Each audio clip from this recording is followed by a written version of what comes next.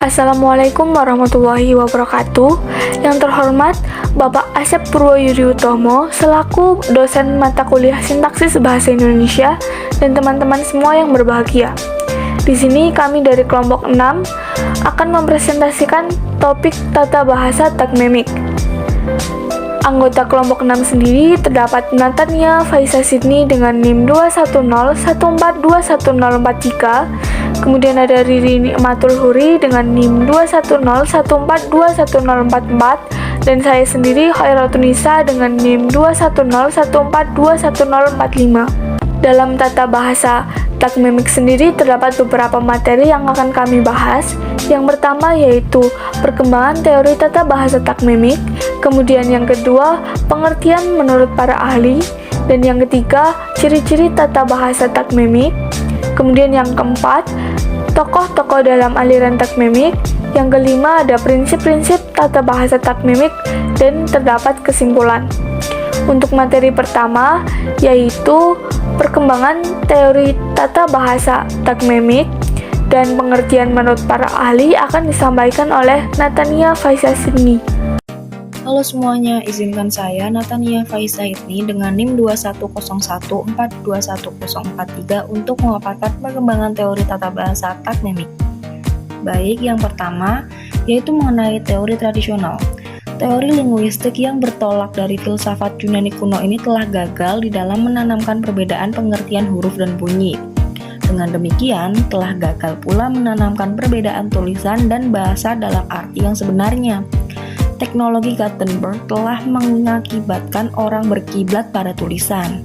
Pengertian bahasa dicampur adukan dengan tulisan, dan pengertian bunyi dicampur adukan dengan huruf menurut Mes. Pandangan tersebut berjalan berabad-abad, sehingga tidak mengherankan apabila dapat berurai dan berakar secara luas di berbagai negara di Eropa. Di Indonesia, teori tradisional itu telah diwariskan oleh para ahli Belanda pada zaman penjajahan kepada para ahli bahasa kita. Di masyarakat, masih sering kita dengar orang menyebut huruf hidup dan huruf mati untuk pengertian vokal dan konsonan. Bahkan para guru bahasa Indonesia pun masih ada yang menggunakan istilah huruf hidup dan huruf mati. Itu dari beberapa kelemahan. Gak paling fatal ialah pandangan yang telah menggeser pengertian bahasa yang sebenarnya ke kiblat tulisan. Yang kedua mengenai teori struktural. Mulai dari abad 20, panggung sejarah linguistik tradisional digeser oleh aliran strukturalisme yang dipelopori oleh Ferdinand de Saussure pada tahun 1916. Teori ini berkembang dengan pesat berkat keuletan para bekas murid dan pengikut Saussure, antara lain Bailey, Sakahaye, Nida, Bloch, dan Trager, Bloomfield, Hackett, dan sebagainya. Mereka telah merasa dapat mengembalikan hakikat bahasa sebagaimana mestinya. Pandangan kaum strukturalis terhadap bahasa ialah sebagai berikut. Misal, bahasa merupakan sistem tanda, signifi, dan signifian yang bersifat arbitrer dan konvensional. Yang kedua, bahasa merupakan ujaran. Yang ketiga, bahasa merupakan kebiasaan atau habit. Yang keempat, proses berbahasa merupakan proses rangsang tanggap, stimulus, response. Sesuai dengan anggapan itu, Lada 1964 merumuskan 17 butir prinsip pengajaran bahasa sebagai berikut. Yang pertama, prinsip ujaran mendahului tulisan. Prinsip kalimat sederhana sebagai dasar percakapan. Yang ketiga, prinsip permantapan pola sehingga menjadi kebiasaan. Yang keempat, prinsip penggunaan sistem suara. Yang kelima, prinsip pengembangan dan pengatrolan vokabuler. Yang keenam, prinsip pengetahuan masalah. Yang kedelapan, prinsip tulisan sebagai perwujudan dari ujaran. Selanjutnya, prinsip penyajian pola secara bertahap, lalu prinsip penghindaran bahasa terjemahan, lalu prinsip bahasa standar yang autentik, lalu selanjutnya prinsip belajar berbahasa melalui praktek. Selanjutnya prinsip pembentuk respon dalam tindak berbahasa, lalu prinsip kenalaran, kecepatan dan gaya berbahasa, prinsip penekanan kembali, lalu prinsip arah budaya bahasa sasaran, lalu prinsip isi bahasa dan prinsip kebermanfaatan belajar bahasa. Lalu yang ketiga ada teori transformasi. Teori ini muncul sebagai reaksi atas pandangan-pandangan ekstrim kaum strukturalis. Teori ini menyangkal bahwa bahasa merupakan kebiasaan dan proses berbahasa merupakan proses rangsang tanggap.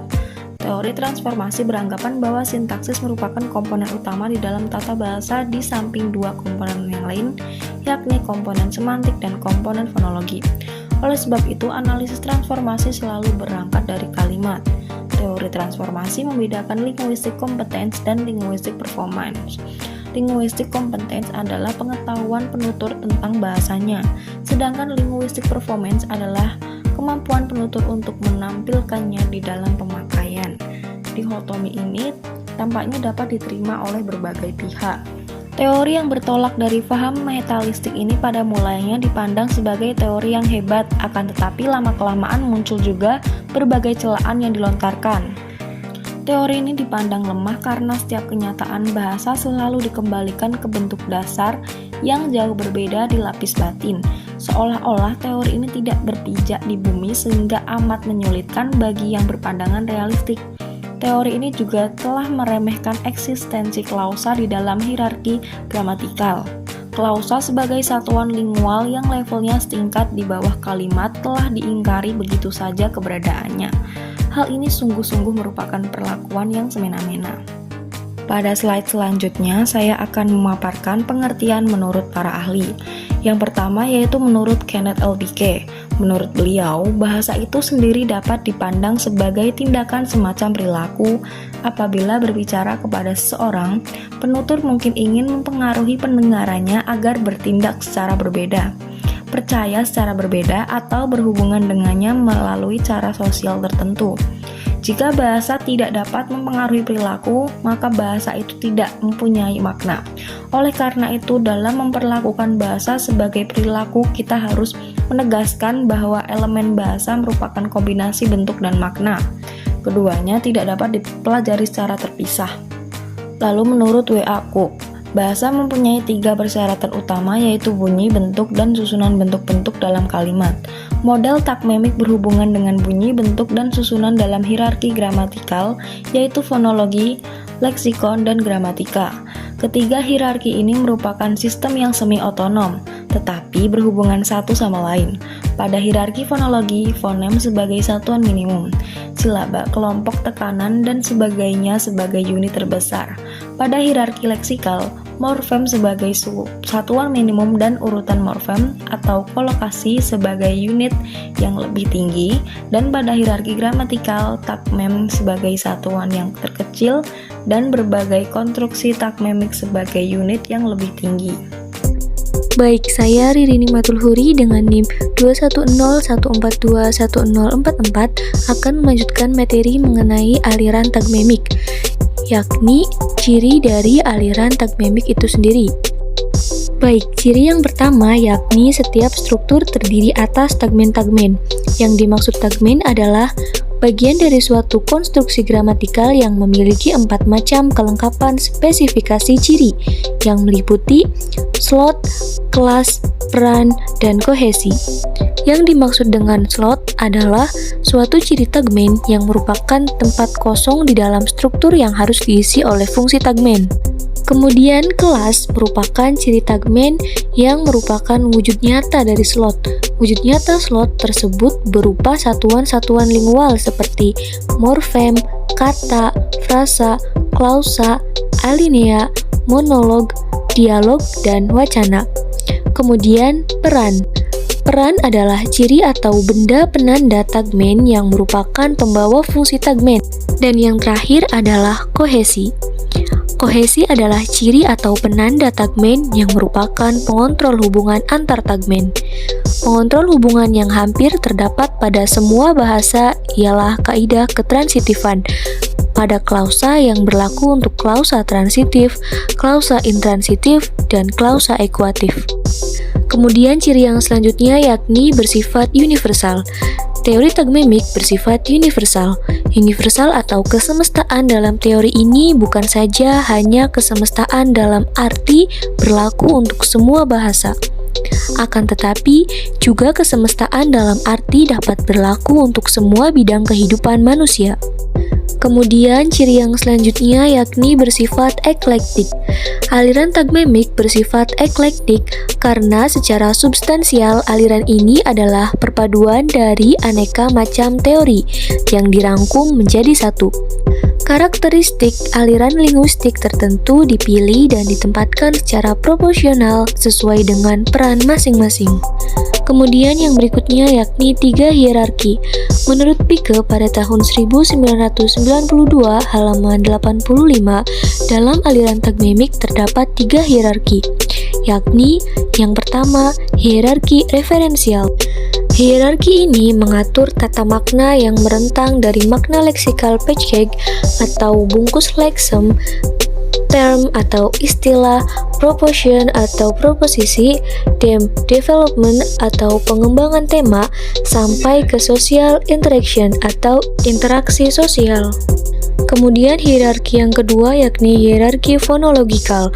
Hierarki ini mengatur tata bunyi dari satuan-satuan bunyi sampai ke suku kata. Yang termasuk dalam hierarki ini yakni tekanan, nada, tempo, intonasi, dan jeda atau kesenyapan. Kemudian hierarki yang ketiga yakni hierarki gramatikal. Ciri khas aliran tagmemik dalam hal hierarki gramatikal. Hierarki gramatikal pada aliran tagmemik merentang dari morfem, kata, frase, klausa, kalimat, paragraf, monolog, dialog, percakapan, sampai wacana. Kemudian ciri berikutnya yakni tatanan normal dan tak normal. Hierarki gramatikal dalam aliran tagmemik pada garis besarnya dapat dikelompokkan menjadi 2 golongan, yakni tataran normal atau normal mapping dan tatanan abnormal atau abnormal mapping yang meliputi level skipping, layering, dan backlopping. Kemudian materi selanjutnya yakni tokoh-tokoh dari aliran tagmemik.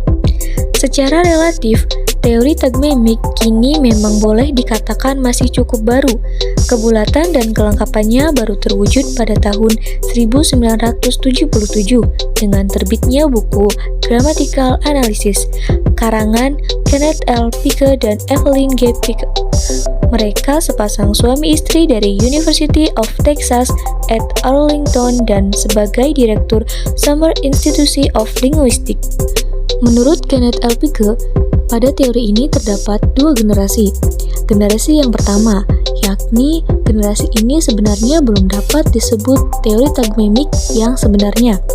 Paling tepat disebut rintisan menuju tagmemik. Pada waktu itu, kelengkapan spesifikasi ciri tagmemik baru ada 2, yakni slot dan filler class saja. Dengan demikian, analisisnya masih sederhana. Sebagai contoh, klausa, kepalan tison telah mengenai rahang spin. Dianalisis sebagai S sama dengan NP ditambah P sama dengan VP ditambah O sama dengan NP.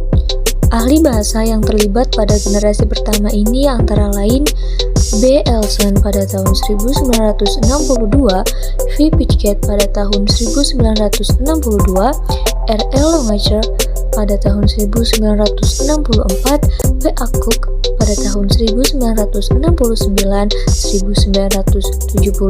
1971. Kemudian generasi kedua.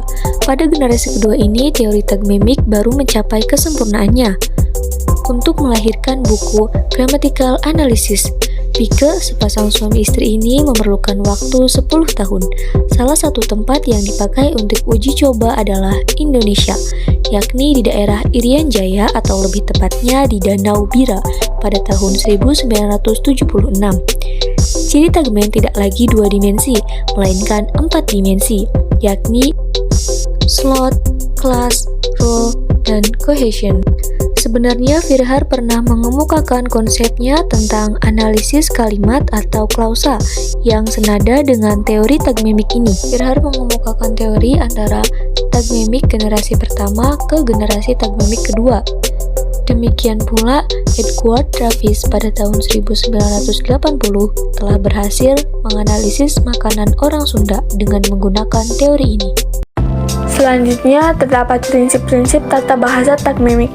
Yang pertama yaitu bahasa sebagai tingkah laku manusia. Bahasa sendiri adalah bagian dari integral tingkah laku manusia, yang berarti bahasa dapat dianalisis dan dipahami sebaik-baiknya dengan suatu aspek dari tingkah laku manusia itu sendiri. Teori takmimik agak unik karena kebanyakan prinsip dasarnya dinyatakan berlaku bagi semua tingkah laku manusia termasuk bahasa itu sendiri. Karena itu, takmimik menolak pandangan bahasa yang mentalistik. Selain fungsi simbolis atau fungsi representasional, bahasa juga mempunyai fungsi komunikatif yang sangat penting. Kemudian yang kedua ada semua tingkah laku purposif, termasuk bahasa, muncul dalam satuan-satuan atau kepingan-kepingan. Suatu satuan dapat ditentukan menurut ciri pembeda yang mengkontrakskannya dengan satuan-satuan lain dalam kelas, gugus, atau sistem. Satuan itu dapat berada dalam bentuk fisiknya dalam batas-batas tertentu. Kemudian yang ketiga ada pentingnya konteks. Satuan-satuan tidak terjadi dalam isolasi. Satuan-satuan itu terjadi dalam konteks itu sendiri. Hal ini berarti bahwa faktor-faktor penyebab dari variabel dapat ditemukan dalam konteks. Kemudian yang keempat ada hierarki tonggak dari teori takmimik.